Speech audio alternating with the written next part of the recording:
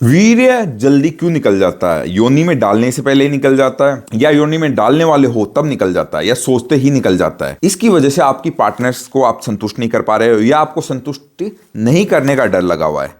तो आज हम जानेंगे इसके अंदर कारण क्या क्या है, आपके किन कारणों की वजह से आपका वीर्य जल्दी निकल रहा है, शीघ्र पतन की शिकायत हो रही है आपको, यानी प्री मैच्योर एजुकेशन की प्रॉब्लम आ रही है आपको। नमस्कार दोस्तों, मैं हूं डॉक्टर मुकुल शर्मा और काफी सालों से मैं आपको एक जेन्युइन नॉलेज देता आ रहा हूं और आप बिल्कुल समझ भी रहे हैं। लोग कमेंट में देखकर बहुत सारा प्यार, धन्यवाद सभी को, और ऐसे ही कमेंट करते रहे और हमें फॉलो कर लीजिए, चैनल को सब्सक्राइब कर लीजिए। तो दोस्तों, सबसे पहले बात करते हैं, युवाओं की सबसे बड़ी चीज यही है कि सिर्फ मास्टरबेशन करने से शीघ्र पतन होता है। देखिए, नहीं, मास्टरबेशन एक कारण है और ऐसे ही बहुत सारे कारण हैं, अकेला मास्टरबेशन नहीं है। मास्टरबेशन के साथ भी अन्य कारण होते हैं। मास्टरबेशन तो एक, देखिए, मैंने खुद कहता हूं, ब्रह्मचर्या ही शरीर और लाइफ का सबसे बेस्ट उपाय है अगर आप उसको सही लाइफ जीना चाहते हो तो। ठीक है, चाहे वो सेक्सुअल लाइफ हो या आने वाली आपकी फ्यूचर वाली लाइफ हो, ब्रह्मचर्या सबसे बेस्ट है, वो रखिए। ठीक है, मास्टरबेशन पहला कारण आ जाता है, लेकिन इसके अलावा भी बहुत सारे कारण हैं जो आपको पता होना चाहिए, वो बहुत जरूरी है। सबसे पहला कारण जो आएगा, जो आपको पता होना चाहिए, वो है चिंता, यानी तनाव।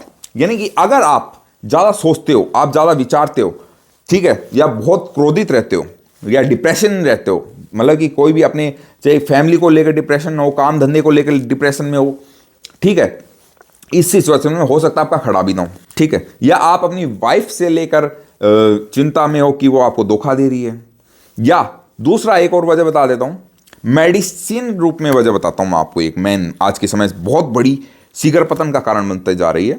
अगर आपकी नॉर्मल टाइमिंग है 5-10 मिनट, तो भी आप क्या करते हो, पहली बार के चक्कर में एक गोली खा लेता हूं, ऐसी कोई भी एलोपैथिक मेडिसिन ले लेते हो मेडिकल से जाके, अंग्रेजी दवाएं, वो गोली आपकी जो 5-10 मिनट की टाइमिंग थी, जो 15 मिनट भी हो सकती थी आगे चल के धीरे धीरे, वो आप पहले ही खत्म कर चुके होते हो उसकी वजह से।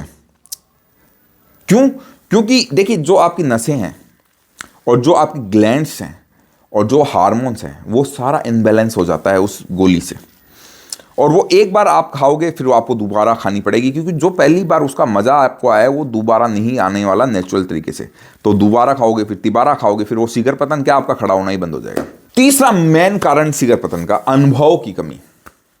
यानी कि अगर आपको सही से पता ही नहीं है कि अपन कैसे रोक सकते हैं, लंबे समय तक कैसे रोक कर सकते हैं, लेकिन बहुत सारी जगह आपने सुना होगा कि अपने दिमाग को डाइवर्ट कर दो, आप सेक्स करते रहो लेकिन दिमाग और कहीं रखो।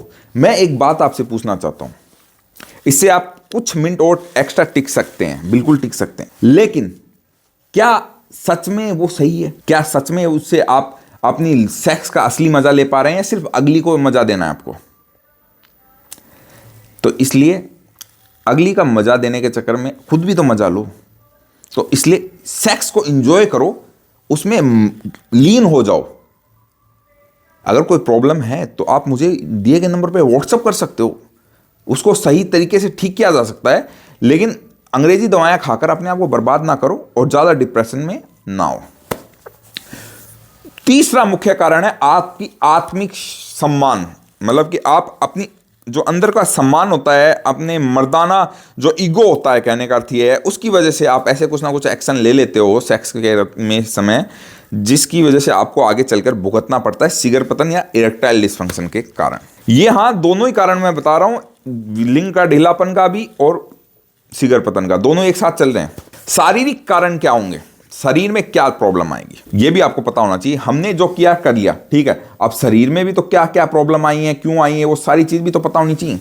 तो शरीर में आपको, मैं जब भी कोई फोन करता है तब मैं सबसे पहले ये करता हूं, आपका हार्मोन्स जो है वो असंतुलित हो गया है, हार्मोन सही से बन नहीं रहा है, ठीक है। इसके जो कारण है मैंने बता दिया, मास्टरबेशन को, ज्यादा गोलियां खाना है एलोपैथिक इन चीजों के लिए, ठीक है, और डिप्रेशन, ये, और ज्यादातर मोटापा भी इसका कारण बनता है, ज्यादा तोन निकलनी इसका कारण बनता है, समझे। तो हार्मोन्स की कमी आ जाती है, इनकी वजह से ग्लैंड्स कमजोर हो जाती हैं, डाइजेशन जिनका कमजोर होता है, डाइजेशन यानी पेट साफ वगैरह नहीं होना सही से, पेट खाना नहीं पचना, पेट में एसिडिटी गैस वगैरह बनना, ये इसका मुख्य कारण के रूप में आता है, ठीक है, शीघ्र पतन, क्योंकि पेट से सारी प्रॉब्लम आती है। अब जिनको प्रोस्टेट की प्रॉब्लम है, प्रोस्टेट ग्रंथि में कोई प्रॉब्लम है, तो उसकी वजह से भी शीघ्र पतन की शिकायत हो सकती है। इरेक्टाइल डिस्फंक्शन कि अब जिनका खड़ा ही नहीं होगा उनको भी ये शिखर पतन तो होना ही होना है, ठीक है। अब शिखर पतन की वजह से कई बार आपका इरेक्शन भी बना नहीं रह पाता है, क्योंकि वीर्य जल्दी निकल जाएगा तो खड़ा कैसे होगा। मैन, अब शराब और नशीली दवाइयाँ, आप कोई भी नशा करते हो, ठीक है, चाहे वो स्मोकिंग करो, ड्रिंकिंग करो, या कोई भी नशीली दवाएं ले रहे हो, या नींद की गोलियां खा रहे हो, या रेगुलर कोई गोलियां खा रहे हो, आपको या शुगर है, बीपी है, उसकी गोलियां खा रहे हो, लंबे समय तक कोई अंग्रेजी दवाएं खा रहे हो, तो उसकी वजह से भी आपको शिखर पतन की शिकायत हो सकती है, या इरेक्टाइल डिसफंक्शन की भी शिकायत हो सकती है। तो उसके लिए मैं आपको कुछ परहेज बताता हूँ, वो जरूर करना चाहिए। जितना उसके अंग्रेजी दवाओं से बचने की कोशिश करें, सेक्स लाइफ अच्छी बनाई रखनी है तो। दूसरा, मास्टरबेशन ना करें। पेट की प्रॉब्लम है तो उसको सुधरवाएं, एक डॉक्टर से मिलें, या आप मुझसे भी बात कर सकते हो। कोशिश करिए आयुर्वेदिक तरफ जाइए, घरेलू नुस्खे अपनाइए, पेट को सही करना है तो, ठीक है।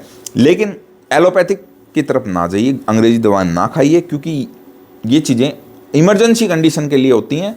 आपको इन चीज़ों के लिए नहीं लेनी है, इमरजेंसी कंडीशन हो तब लो।